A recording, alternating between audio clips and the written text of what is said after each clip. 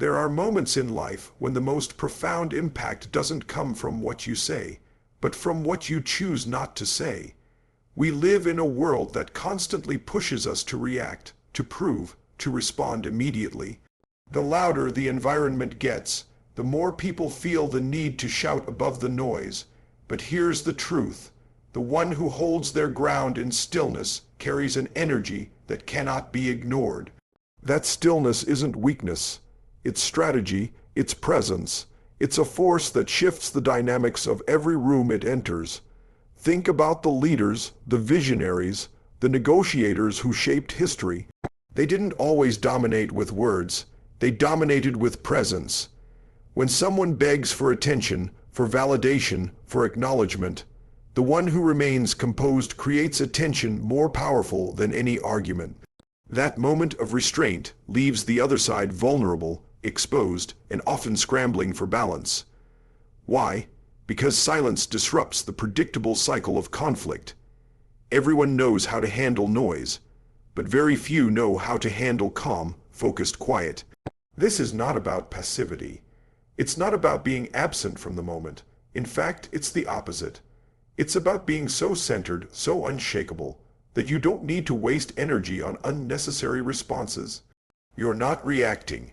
You're observing, calculating, waiting for the right move. That is a level of mastery most people will never reach because it requires discipline over ego.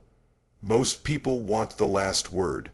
Most people crave recognition, but the person who can walk away, who can withhold, who can stay unmoved when provoked, that person controls the tempo of the game.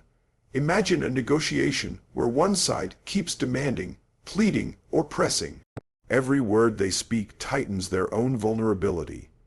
The more they talk, the more they reveal, and the less you say, the more they project their insecurities onto the silence.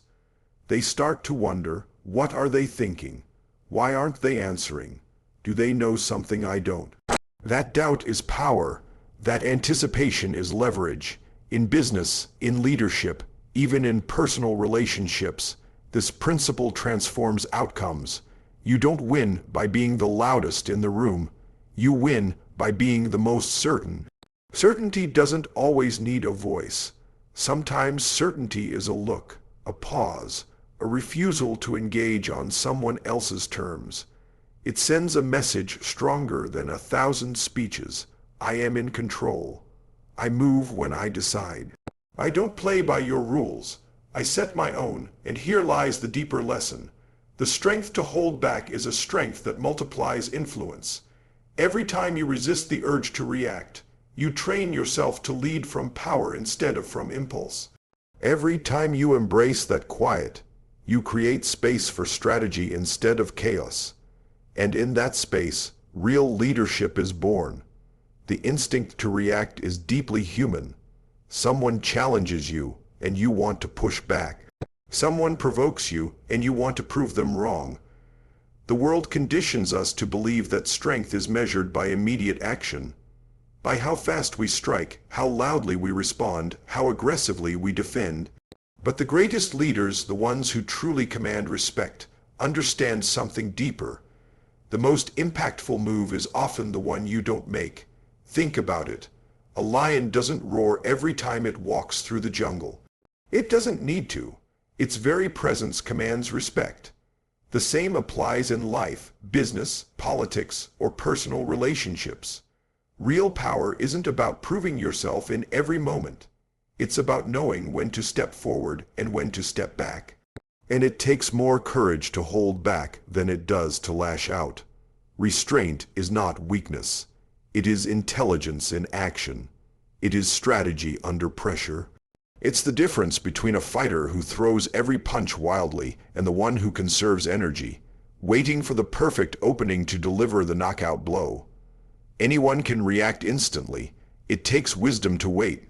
The impatient burn out. The disciplined dominate. Consider the moments when people try to drag you into their store. Arguments, negotiations, emotional traps. Most fall into it, feeding the fire and losing clarity. But the one who refuses to be baited, the one who stands calm in the middle of the chaos, becomes untouchable. They don't allow others to dictate their energy or their moves. They choose their response, and in that choice lies the real power. In leadership, this principle separates the good from the great. The leader who cannot control themselves cannot control a team, an organization, or a nation. History shows us that impulsive decisions often lead to disaster, while measured patience creates lasting impact. The world may misinterpret patience as passivity, but time always reveals who was in control. Those who act too soon often regret. Those who hold back at the right moment often win more than they imagine. And this doesn't only apply on a global stage, it's personal. How often have you said something in anger only to regret it later? How often have you made a decision out of fear or ego, only to pay the price? Every time you let impulse lead, you hand over your power. But every time you pause, every time you resist the urge to act from emotion, you grow stronger. You prove to yourself that you are not ruled by circumstance. You are ruled by choice. That is the mark of true mastery. The ability to act is power, but the ability to choose not to act, that is greatness. Because in that moment, you are no longer a prisoner of the situation. You become the author of it. Most people believe that the one who speaks the loudest, the one who floods the room with arguments, automatically holds the upper hand.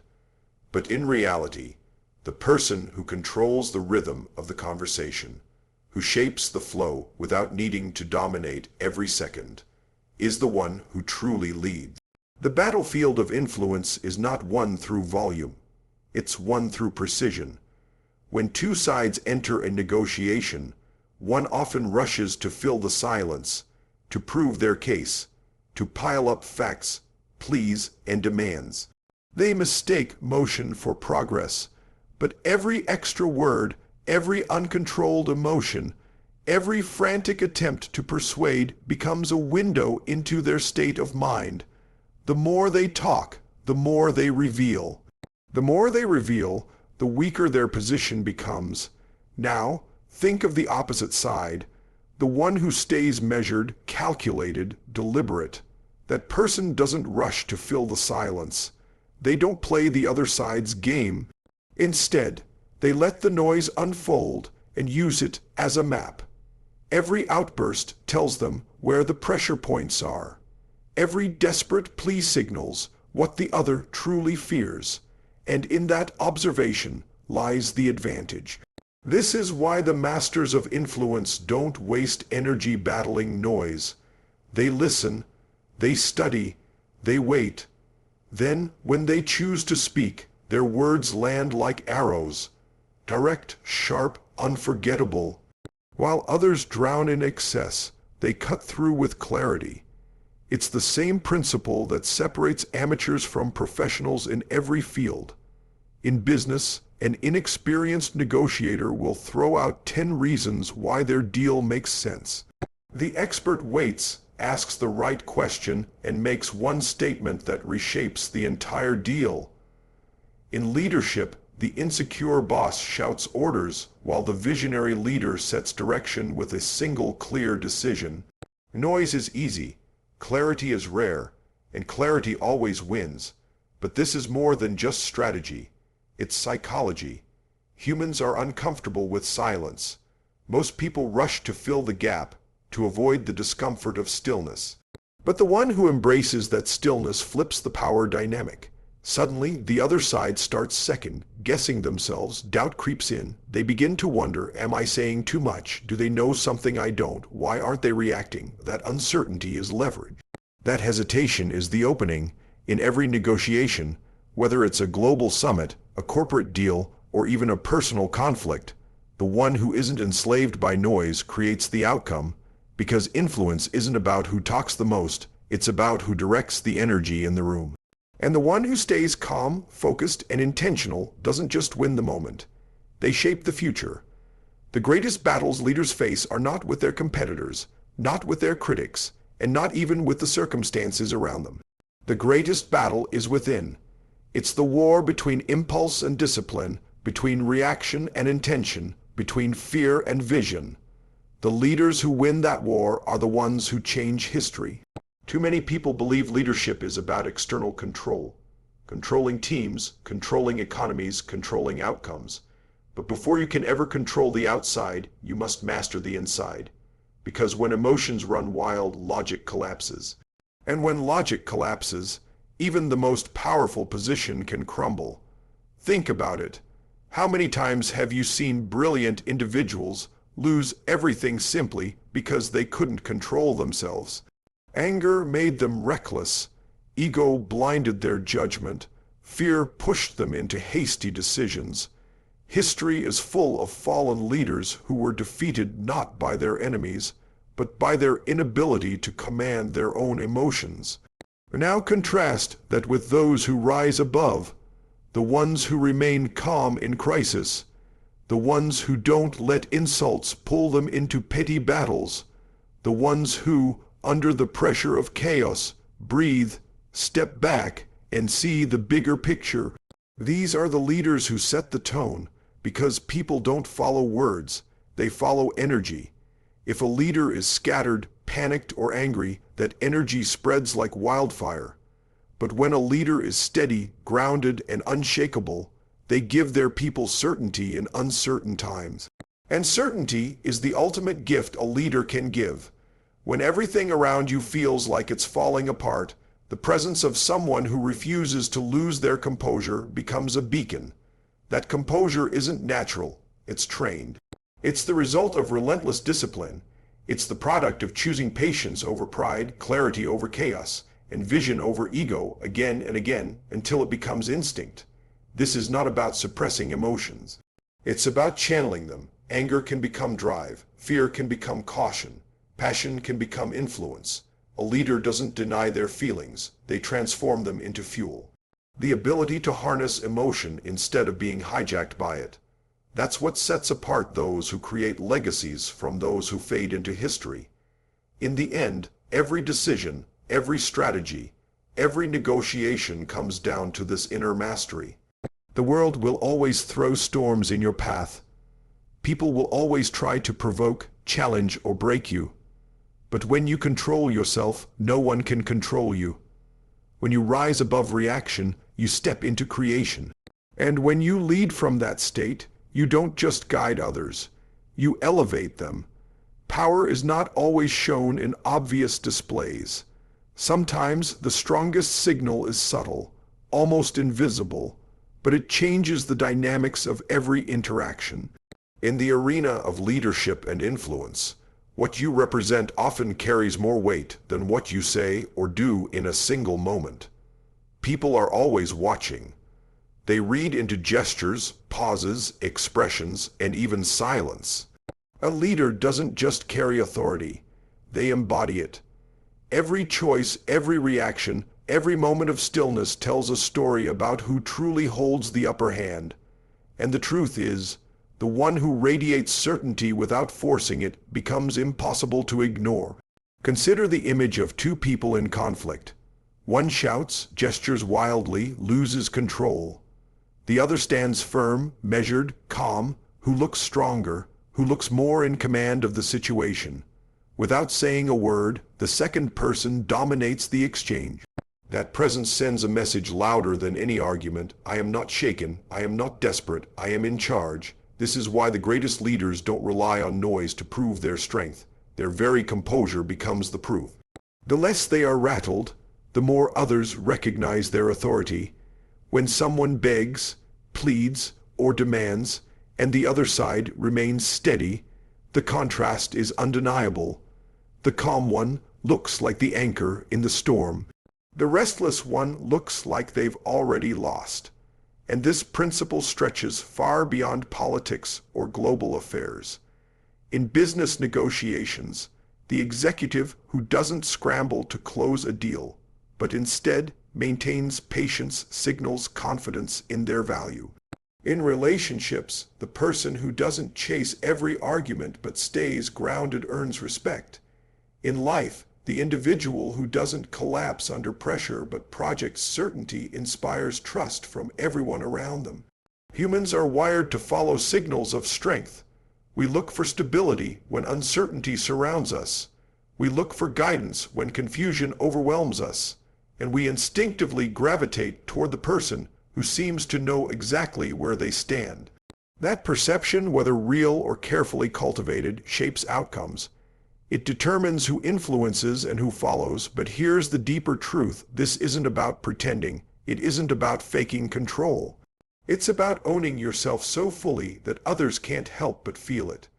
It's about aligning your actions, your words, and your presence so that they all tell the same story. That you are steady, unshaken, and unmovable by outside forces. When that alignment exists, everything you do becomes a symbol. Everything you don't do becomes a message. In the end, control isn't just about having power, it's about showing it without needing to shout about it. The quiet strength of composure, the subtle confidence of patience, the unshakable presence of certainty. Those are the signs that separate those who chase power from those who embody it. Every story of power, every tale of leadership, every moment of influence carries more than a political or historical meaning. It carries a mirror for our own lives. The dynamics that shape nations also shape boardrooms, families, friendships, and personal growth.